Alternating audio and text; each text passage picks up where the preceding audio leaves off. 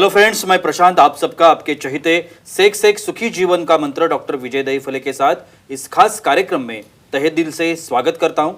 दोस्तों, हमें जब भी कोई मेडिकल इमरजेंसी आती है या फिर स्वास्थ्य से जुड़ी कोई भी परेशानी सताती है, तब हम क्या करते हैं? सबसे पहले हम वो सारी चीजें हमारे फ्रेंड्स या फैमिली के साथ शेयर करते हैं।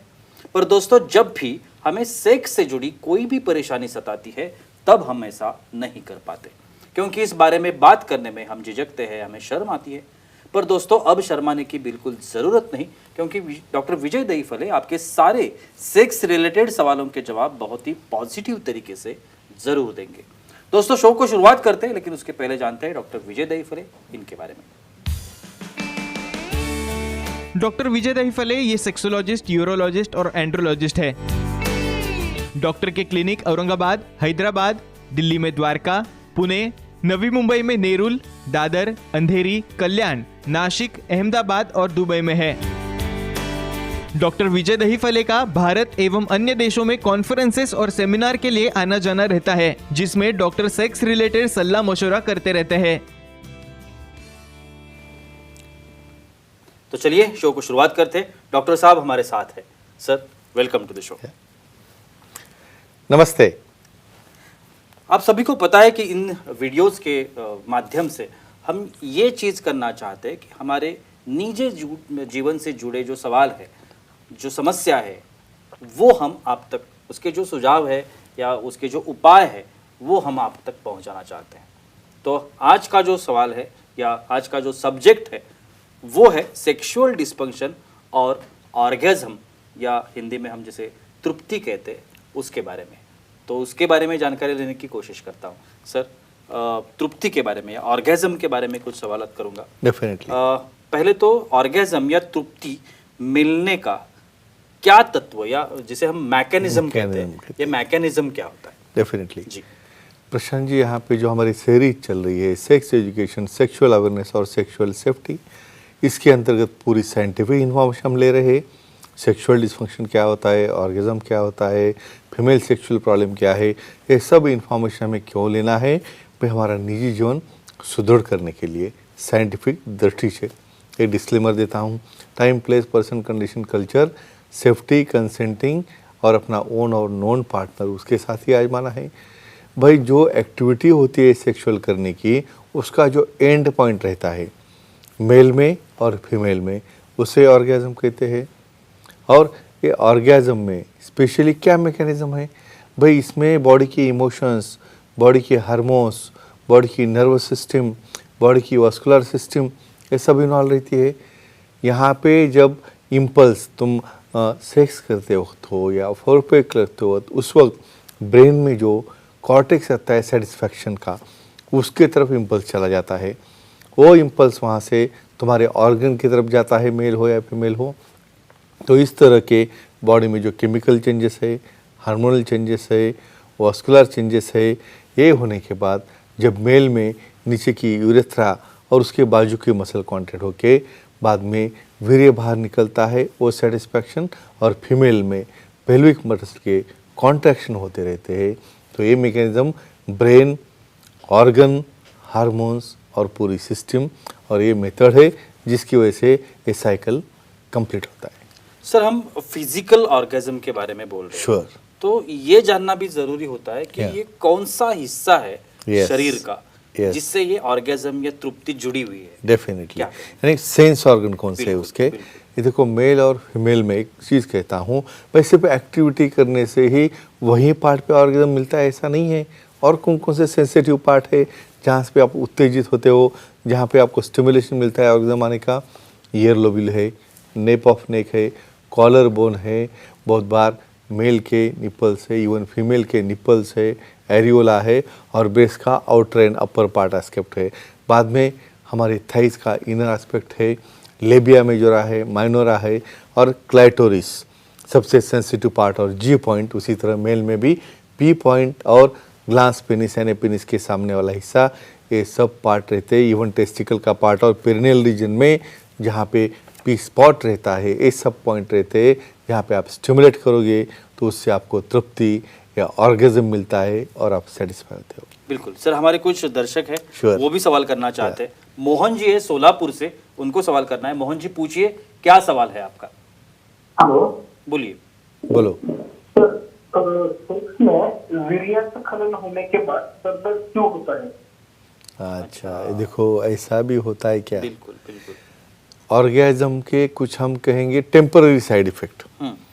भाई क्या रहता है, वहाँ पे पेन भी हो रहा है तो मीठा दर्द रहता है, अच्छा लगता है, लेकिन सर दर्द क्या होता है, जब एक्टिविटी करो तो ब्लड फ्लो 10 गुना ज़्यादा बढ़ता है ब्रेन की तरफ जाने वाला, वेसल डायलेट होते हैं ब्रेन तरफ जाने वाले, हार्ट की तरफ जाने वाले, और ट्रांजिएंट टाइम के लिए ब्लड वेसल के ऊपर प्रेशर आने की वजह से वहाँ पे सर दर्द होता है वो टाइम के लिए, यानी ऑर्गेजम होने के बाद। लेकिन ये सिर दर्द ज़्यादा सीरियसली लेना नहीं है, इमीडिएटली बाद में कम होता है। समझो बहुत ही ज़्यादा ट्रबलसम हुआ, सेक्सोलॉजिस्ट यूरोलॉजिस्ट को मिलके कुछ पेन किलर्स या कुछ मूड इम्प्रूविंग ड्रग लेके या ट्रैंक्विलाइजर लेके उसे हम अच्छा कर सकते हैं, जो कि कतई नॉर्मल है, उसे घबराना नहीं है। सर और एक सवाल आता है, फीमेल ऑर्गेजमिक डिसऑर्डर, या ये किसे कहते हैं और ये क्या होता है? Yes, very correct.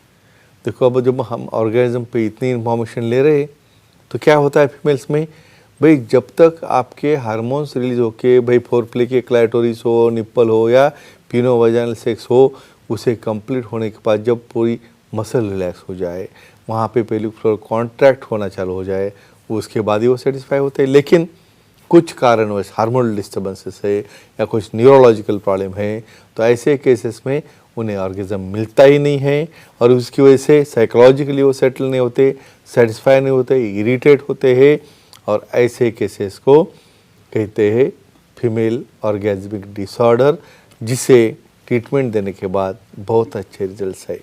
Sir same question male orgasmic के बारे में, मेल Yes. ऑर्गेजमिक डिसऑर्डर ये क्या होता है? डेफिनेटली हम मेल फीमेल दोनों का डिस्कशन करते बिल्कुल, हैं। बिल्कुल। भाई मेल में भी कब होता है ऑर्गेजम, भाई एक्साइटेशन हो गया, इरेक्शन हो गया, भाई अपने पिनो वजाइनल सेक्स चालू किया है और उससे तभी यूरेथ्रा और बल्ब क्या और नस मसल कॉन्टैक्ट होके वहाँ से वीर्य बाहर निकल गया, इसे कहते हैं सेटिस्फैक्शन। लेकिन कुछ केसेस में कुछ वहाँ पे ट्रॉमा हो, न्यूरोलॉजिकल डिसऑर्डर हो, साइकोलॉजिकल प्रेशर हो, साइकोलॉजिकल डिसऑर्डर हो, तो ऐसे केस में भाई कितना भी कर लो बाहर सीमेन आता ही नहीं, और उससे क्या होता है, फ्रस्ट्रेट हो जाता है आदमी, उसे ना सेटिस्फैक्शन मिलता है ना एंजॉयमेंट मिलता है।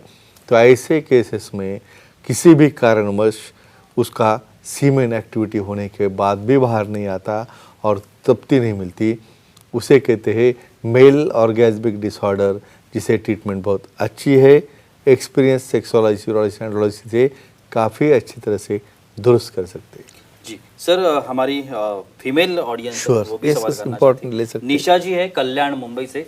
निशा जी पूछिए, क्या सवाल है आपका? निशा जी मेरी आवाज आप तक पहुंच रही है? हाँ, बोलिए। बोलिए, पूछिए। प्रणाम सर। प्रणाम। बोलिए। मेनोपॉज या रजोनिवृत्ति आने से ऑर्गेजम या तृप्ति मिलने में कोई दिक्कत आती है क्या? अच्छा, ओके। क्या सवाल है एकदम। बिल्कुल। रजो निवृत्ति क्या होता है, 45 साल के बाद में फीमेल्स में उनकी महावरी जो है वो चली जाती है। मतलब क्या हो गया भाई, हार्मोन्स बदल गए। हम तो कहते हैं हार्मोन्स से हमें ऑर्गेजम होता है, तो हार्मोनल डिस्टर्बेंस हो गया, वहाँ पे प्रॉपर सिक्रेशन नहीं हो रहे, एस्ट्रोजन प्रोजेस्टेरोन का इम्बैलेंस है, न्यूरोट्रांसमीटर अच्छे नहीं बन रहे, तो डेफिनेटली वहाँ पे ये ऑर्गेजमिक डिसऑर्डर या जहाँ पे जो तृप्ति मिलनी हो मिलना नहीं चालू होती है, और इसकी वजह से मेनोपॉज जब आता है तब विशेषज्ञों को दिखा के उसकी प्रॉपर हार्मोनल ट्रीटमेंट है या कुछ टेस्टोस्टेरोन रिप्लेसमेंट थेरेपीज है ये देना है, जिसकी वजह से मेनोपॉज होने के बाद भी सेक्सुअल डिज़ायर और एक्टिविटी करने के बाद मिलने वाला जो प्लेजर है वो उन्हें मिल सकता है।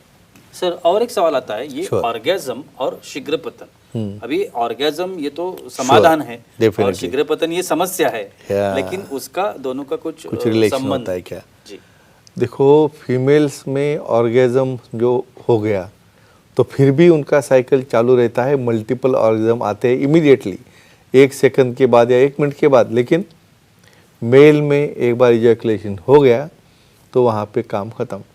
तो कुछ लोगों में 1 मिनट के पहले वीर्यस्खलन हो जाता, मतलब उससे भी सेटिस्फैक्शन नहीं, पार्टनर को भी नहीं, और वहाँ पे ये क्या होता है, ये ऑर्गेजम उन्हें मिलता ही नहीं है। तो ऐसे केसेस में इसे शीघ्र पतन कहते हैं। और ये शीघ्र पतन हमें टालना है या अच्छा करना है तो विशेषज्ञ से मिलके बहुत अच्छे मेडिसिन है, क्रीम है, ऑयल है, सब देने के बाद या कुछ मेथड से उसको डिले करने के या कीगल एक्सरसाइज है उसे अचीव करने के, उससे डेफिनेटली उन्हें ये ऑर्गेज़म डेफिनेटली मिल सकता है। थोड़ा ड्यूरेशन होने के बाद या 10 या 15 मिनट के बाद इजैकुलेशन डिले करने के बाद। तो ये बहुत बड़ा गहरा रिश्ता है ऑर्गेज़म का और प्रीमेच्योर इजैकुलेशन का। सर एक आखिरी सवाल, श्योर। और एक टर्म है और अनऑर्गेजमिया। हाँ, सो मेल और फीमेल में ये अनऑर्गेजमिया जो प्रमाण है इसका Definitely. परसेंटेज जिसे हम Yes, कहेंगे surely. ये क्या होता है? बहुत एक्यूरेट क्वेश्चन है। जी। देखो हम क्या कहते हैं, सब मेल को ऐसा नहीं है।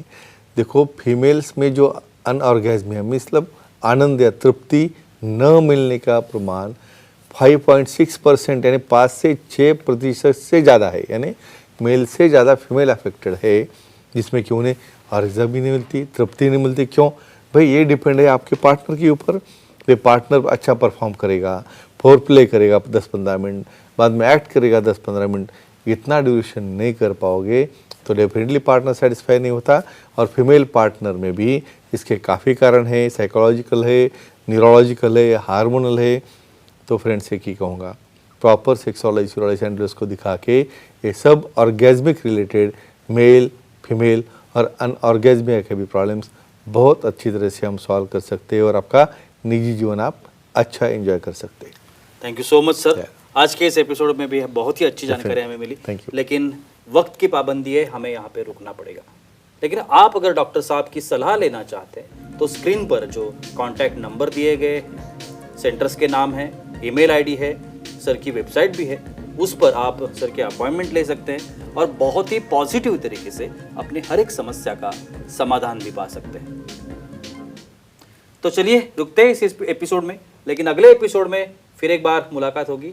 तब तक के लिए शुक्रिया।